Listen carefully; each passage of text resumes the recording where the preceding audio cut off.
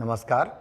मैं शिक्षा की बात हर शनिवार के इस अंक में शिक्षा से जुड़े सभी शिक्षकों और शिक्षा प्रेमियों का हार्दिक अभिनंदन करता हूं, स्वागत करता हूं। आज हम फिर से शिक्षा के लिए शिक्षकों और बच्चों के कुछ प्रश्नों के साथ उपस्थित हैं।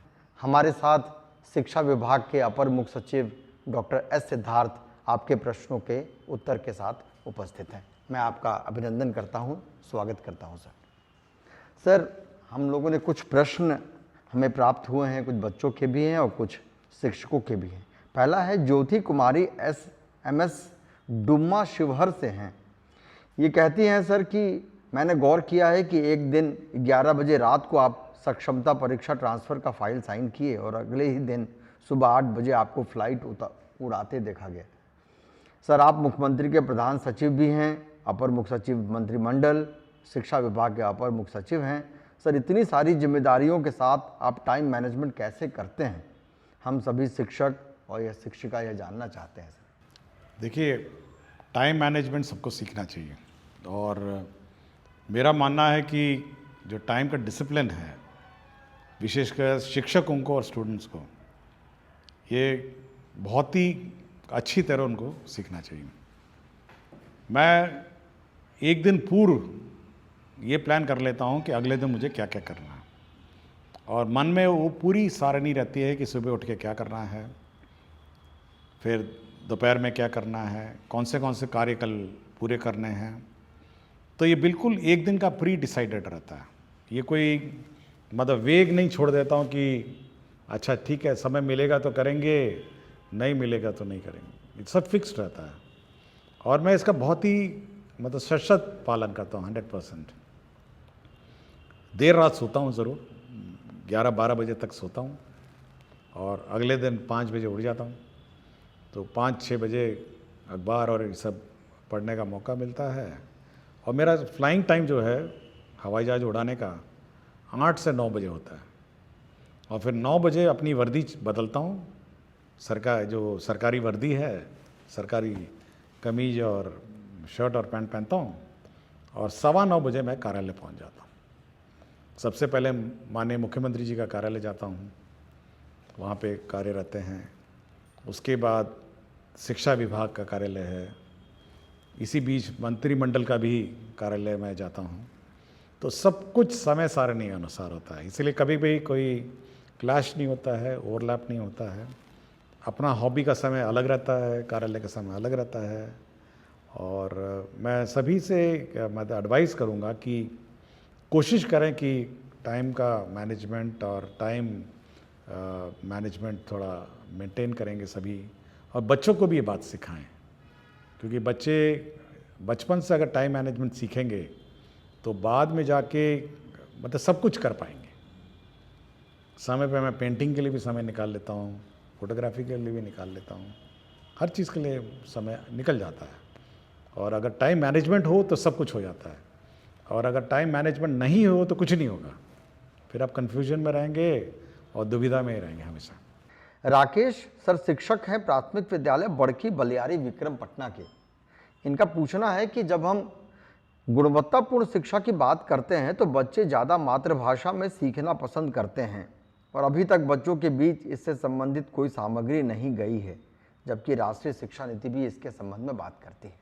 देखिए, मैं इस बात का बहुत समर्थन करता हूँ और जो छोटे बच्चे हैं, विशेषकर क्लास 1, 2 और 3, वो अपनी मातृभाषा में ही उनको शिक्षा होनी चाहिए। और चाहे वो अंग्रेज़ी पढ़ा रहे हों, हिंदी पढ़ा रहे हों, जब तक उनको अपनी मातृभाषा में नहीं सिखाएगा तो उनका जो लर्निंग कर्व है या लर्निंग कैपेसिटी से वो बिल्ड नहीं होगी। ये ज़रूर मतलब है, समस्या है कि हमने इंग्लिश की किताबों में भोजपुरी, मगही, मैथिली ये सब शब्दों का वहाँ पे अंकित नहीं किया है, और हिंदी भाषा की किताबों में भी ये बात लिखी नहीं है। बट मैं ये उम्मीद करता हूँ कि जब शिक्षक कक्षा में अगर मगध क्षेत्र में अगर बच्चे को टीचर पढ़ा रहे हैं, क्योंकि अब तो स्थानीय मोटा मोटी अब स्थानीय ही टीचर हो गए हैं, सक्षमता पास भी वहीं के लोग हैं और बाकी लोग भी उसी ज़िले के हैं, तो मैं ये उम्मीद करता हूँ कि जब भी पढ़ाएं तो अपनी भाषा जो मातृभाषा है उसमें उस बच्चे को सिखाने की कोशिश करेंगे। किताबों में ज़रूर ये कमी है, ये मैं एडमिट करता हूँ, और ये बहुत बड़ा चैलेंज है, और इसको बनाने में मतलब मल्टीलिंगुअल किताब बनाने में समस्या लगेगी। बट टीचर कोशिश करें कि भोजपुरी है, बच्चा है तो भोजपुरी में उसको सिखाएं, ए फॉर एप्पल है तो एप्पल को भोजपुरी में सिखाएं, B for ball, C for cat है, जो भी है अपनी भाषा में सिखाएं। लेकिन ये पूर्ण रूप से अब टीचर पर अब निर्भर है। सर एक सवाल है, प्रभा कुमारी बेगूसराय बिहार, ये +2 केमिस्ट्री टीचर हैं, UHS कतारमाला डंडारी बेगूसराय की। ये पूछते हैं कि गुणवत्तापूर्ण शिक्षा सुनिश्चित करने हेतु चेतना सत्र में कौन कौन सी गतिविधियां की जानी चाहिए सर? देखिए, चेतना सत्र में वो सब करना है जो आपके किताबों में नहीं है। ये मैं बिल्कुल स्पष्ट किया हूँ बहुत बार कि आपकी जो किताबें में नहीं, जो आपके करिकुलम में है, वो चेतना सत्र का पार्ट नहीं है। मतलब मैथ्स है, इंग्लिश है, हिस्ट्री है, ज्योग्राफी है, वो नहीं। चेतना सत्र में मैं पिछले एपिसोड में भी मैंने कहा कि आप उसको वैल्यूज़ सिखाएंगे, मतलब एक मानवीय जो गुण है वो सिखाने का सत्र है। दूसरा है कि जो आज के दिन में जो अगल बगल चीज़ें हो रही हैं उसको मतलब सेंसिटाइज करने की बात है, उसको न्यूज़ के बारे में, समाचार के बारे में। तीसरा है राष्ट्र के प्रति प्रेम और सम्मान की भावना, जैसे राष्ट्रगान है या राज्य के प्रति प्रेम और सम्मान की भावना है, तो बिहार गीत है। तो ये सब चीज़ें उसको सिखाना है, और एक साथ कतार में खड़े होके प्रार्थना करना, एक साथ और बच्चों को संबोधन, मतलब जब बच्चे कोई ना कोई क्लास में एक बच्चा सुनाता है, कोई भी का वक्तव्य अपना देता है, तो लीडरशिप क्वालिटीज़ हैं, तो ये सब सिखाने का सत्र है। क्लासरूम का जो सब्जेक्ट है वो उससे बहुत ही भिन्न है, और इसीलिए मैं बार बार कह रहा हूँ, मैं सभी टीचर से कहता हूँ, क्योंकि हमको हमेशा ये चिंता रहती है, क्योंकि ये पहला सत्र है, अगर टीचर हल्का सा भी लेट हो जाए तो ये सत्र अफेक्ट हो जाता है। देखिए, बाकी सत्र तो बाद में आता है, वो आधा घंटे बाद आता है, अटेंडेंस तो मोटा मोटी इसी बीच में होता है। तो हमको हमेशा ये चिंता रहती है कि चेतना सत्र में लापरवाही नहीं हो, और ये समय पे शुरू हो, समय पे ख़त्म हो। हम लोगों ने माइक, म्यूज़िक सिस्टम, बैंड, सबका लिए हम लोगों ने प्रोविज़न किया हुआ है। इसलिए चेतना सत्र मैं अनुरोध करूँगा टीचर से कि भाई इसको बहुत गंभीरता से लें, और बहुत ही मतलब ये बहुत इंपॉर्टेंट सत्र है। शिक्षक ने पूछा है सर कि NEP 2020 के अनुसार 25-26 तक कक्षा 3 तक के सभी बच्चों को निपुण बना देना है। एक निपुण भारत कार्यक्रम भी चल रहा है सर, अर्थात उन्हें वर्ग सापेक्ष दक्षता प्राप्त करवा देनी है। इस महत्वाकांक्षी उद्देश्य की पूर्ति के लिए विभाग कौन कौन से उपाय कर रहा है? देखिए, सारे कर रहे हैं। देखिए, FLN किट्स हैं अब हमारा, और रिविजन्स हैं, टेस्ट हैं, और जब तक जूनियर क्लासेस में वो निपुण नहीं होंगे, सक्षम नहीं होंगे, तो सीनियर क्लासेस में ड्रॉप आउट्स बहुत बड़ी हो जाएगी। इसलिए जो पहला इनिशियल क्लासेस हैं उस पर ज़्यादा हम लोग का ध्यान है, और एक बार पकड़ ले हो मतलब रफ्तार पढ़ाई और शिक्षा का, तो ड्रॉप आउट्स भी उतना कम हो जाएगा। तो मेन फोकस हम लोग का वही है, क्लास 1 to 8। सर एक शिक्षक ने पूछा है सर कि विभाग से कई टोल फ्री नंबर जारी किए गए हैं, परंतु बहुत बार फ़ोन करते रहने पर भी कोई बार उत्तर प्राप्त नहीं होता है, ऐसे में हमें क्या करना? देखिए, टोल फ्री नंबर वही है जो वेबसाइट पे है, विभाग के वेबसाइट पे जो नंबर है वही टोल फ्री नंबर है, और उस टोल फ्री नंबर मल्टीपल वहाँ पे 30 टेबल रहते हैं, 30 लोग उसको उठाते हैं, कॉल को रिकॉर्ड करते हैं, उसका हर आवेदन पत्र चेक होता है, उस पर क्या अनुपालन हुआ चेक होता है। इसलिए मल्टीपल टोल फ्री मत खोजने की कोशिश करिए, आप वेबसाइट में जो टोल फ्री नंबर है उसी को डायल करिए और अपना कंप्लेंट वहीं पे रिकॉर्ड करिए। एक शिक्षक ने पूछा है, कभी कुछ दिन पहले ही आपने कहा कि प्रत्येक शिक्षित व्यक्ति की जिम्मेदारी है कि वो अशिक्षित को शिक्षित बनाए, एक शिक्षक को छोड़कर अन्य शिक्षित व्यक्ति यह कैसे सुनिश्चित कर सकता है? देखिए, ये बाबा साहब डॉक्टर भीमराव अम्बेडकर जी का कथन है, और 14 अप्रैल को एक कार्यक्रम में गया था मैं। उस कार्यक्रम में मुझे किताब मिली थी और किताब के पीछे वाला कथन है जो मैंने पढ़ के सुनाया है। और देखिए, टीचर तो शिक्षित हैं जो शिक्षा ग्रहण कर रहे हैं, लेकिन समाज में बाकी लोग भी तो शिक्षित हैं ना। आपके मुखिया जी हैं, वार्ड सदस्य हैं, जीविका हैं, तो सब लोगों का अगर आप शिक्षा प्राप्त करते हैं तो ये आपकी जवाबदेही है और आपकी रिस्पॉन्सिबिलिटी है कि बाकियों को भी आप शिक्षित बनाएंगे। देखिए, बहुत ही सिंपल ही मांग रहा हूँ मैं, कोई बहुत बड़ी डिमांड नहीं है मेरी। मैं इतना ही कह रहा हूँ कि भाई जो बच्चा बाहर घूम रहा है या बच्चा ड्रॉप आउट है उसको वापस स्कूल में लाइए, इतना ही कर दीजिए, बहुत है। मैं कोई बहुत बड़ी चीज़ नहीं मांग रहा हूँ एक शिक्षक व्यक्ति से। बच्चा बगल में मोहल्ले में घूम रहा है बाहर, उसको आप समझा बुझा के स्कूल में भर्ती करा दीजिए, इतना ही मेरी डिमांड है। और इतना ही करिए ना, बाकी कुछ मत करिए, आप इतना ही कर दीजिए। बाकी वो बच्चा एक बार शिक्षित हो जाएगा, वो अपने में संभल जाएगा। जी, बहुत उपयोगी है सर। कि सर, एक शिक्षक ने पूछा है कि कई शिक्षक अपनी लेखनी या नवाचारी मन के कारण सोशल मीडिया पर बहुत प्रसिद्ध होते हैं, परंतु उस नवाचार को अपने वर्ग कक्ष तक ले जाने में असफल रहते हैं। इस सिचुएशन को डील करने हेतु तो आपका क्या सुझाव है सर? देखिए, बार बार मुझे डायरेक्टर SCERT से मेरी बात होती है और मेरे ख्याल से हर 1 महीने में उनका इस पर मेरे से डिस्कशन हो जाता है।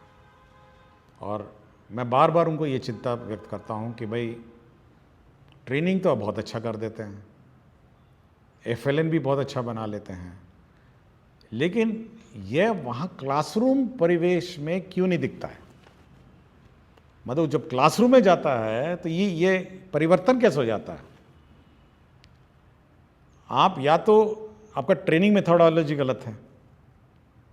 ऐसा नहीं है ना कि हम FLN यहाँ बनाएं, मान लिया उस दिन 110 FLN थे और क्षेत्र में जाएंगे, हो सकता है उसमें 110 में 60 हो, 40 नहीं हो पाए।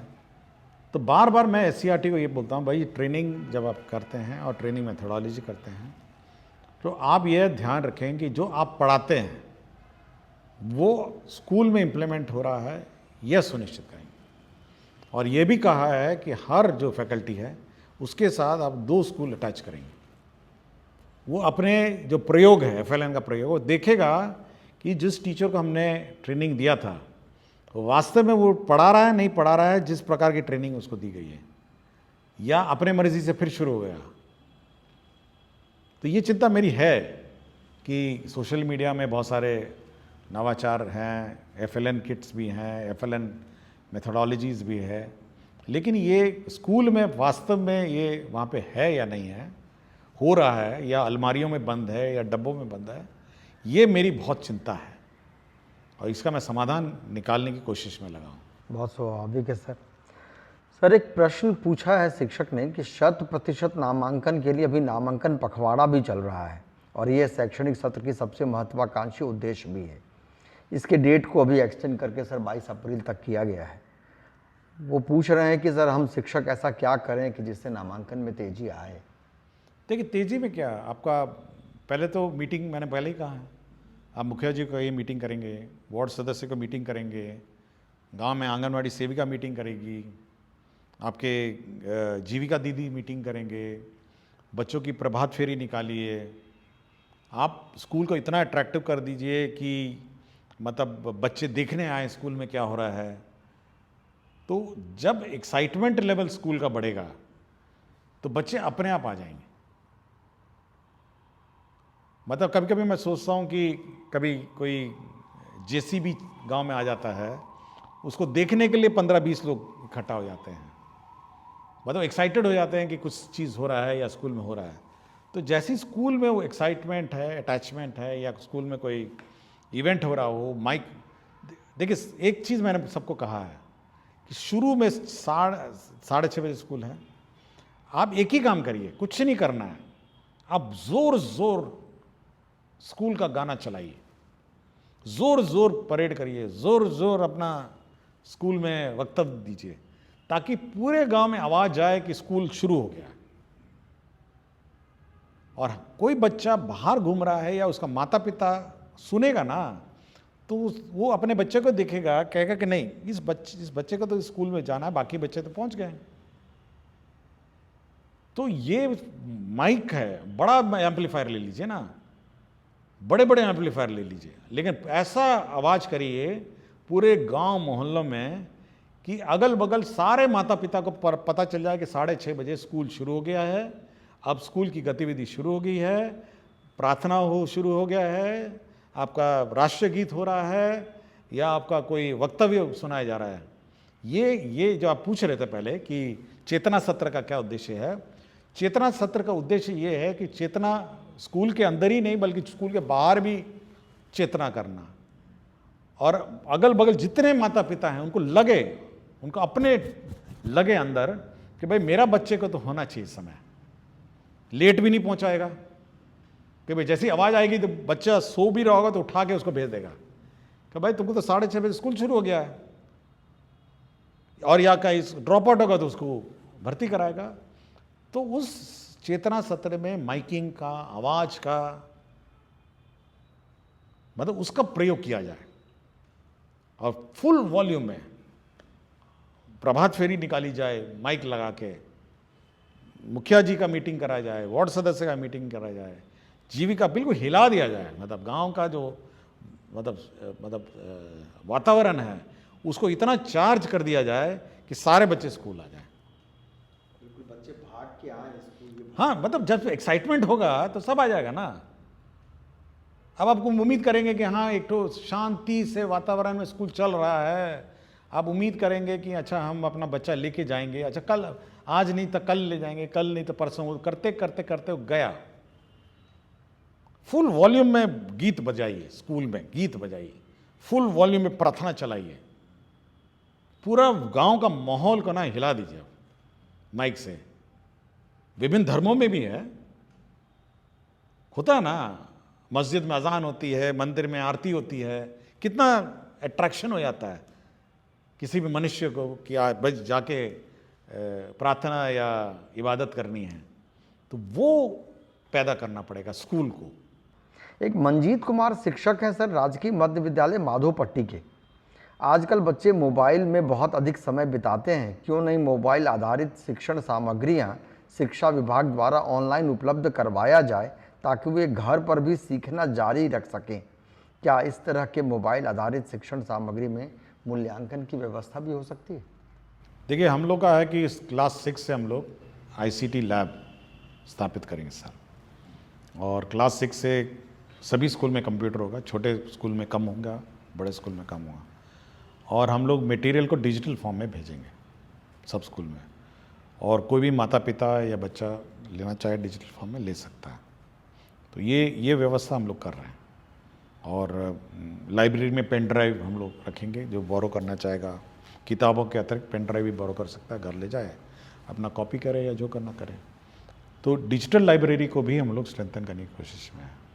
तो इस साल हम लोग का यही लक्ष्य है कि ICT लैब हो, डिजिटल लैब हो, और बच्चे मतलब फिजिकल बुक्स के अलावा डिजिटल बुक्स भी बोरो कर सकें, ये हमारी व्यवस्था है। एक बच्ची का प्रश्न है सर, सुहानी कुमारी हैं, कक्षा 4 मध्य विद्यालय माधोपट्टी दरभंगा की। इनका सवाल है सर कि विद्यालयों में बच्चों की ऑनलाइन उपस्थिति दर्ज करने को लेकर कुछ दिन पहले संकल्प लिया गया था, क्या इसी सत्र से बच्चों की ऑनलाइन हाजिरी बनेगी? ये कौन सा क्लास की हैं? ये कक्षा 4 की है सर। 4 की हैं, चलिए। ये अट्रैक्ट हो रही हैं चीज़ों के साथ। कक्षा 4 में भी मतलब डिजिटल एज का जनरेशन है।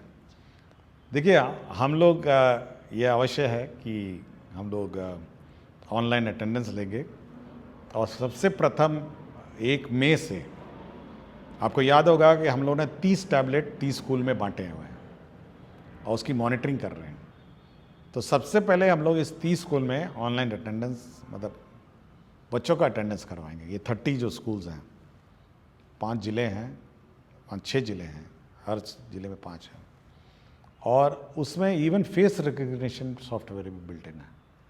तो बच्चा अपना रजिस्टर करेगा, टीचर भी रजिस्टर करेंगे, और अटेंडेंस, ग्रुप अटेंडेंस होगी बच्चों की और टीचर की भी, और ऑटोमेटिकली वो सॉफ्टवेयर जो है वो इनके लाइब्रेरी फ़ोटो से उस फोटो को मिलान करेगा और टीचर का अटेंडेंस शीट बना देगा और बच्चों का अटेंडेंस शीट बना देगा कि कौन बच्चे उपस्थित हैं, कौन बच्चे उपस्थित नहीं हैं। तो ये 1 मई से 1 मई से ये 30 स्कूल में हम लोग लागू कर देंगे।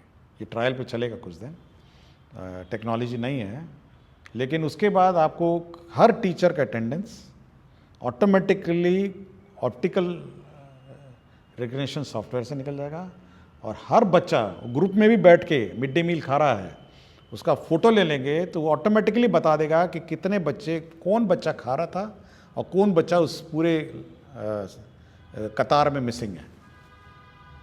तो ये सॉफ्टवेयर है। कक्षा 4 की जो सुहानी कुमारी बच्ची हैं, छात्रा है, तो डिजिटल एज में प्रवेश कर रही हैं, तो अब वो कागज़ी अटेंडेंस और फिज़िकल अटेंडेंस का भी युग ख़त्म हो गया है और एक बार ये टेस्ट हो जाएगा तो स्टेट वाइड रोल आउट करेंगे। बहुत बहुत धन्यवाद सर। सभी को नमस्कार। हम अगले शनिवार के साथ पुनः उपस्थित होंगे। धन्यवाद।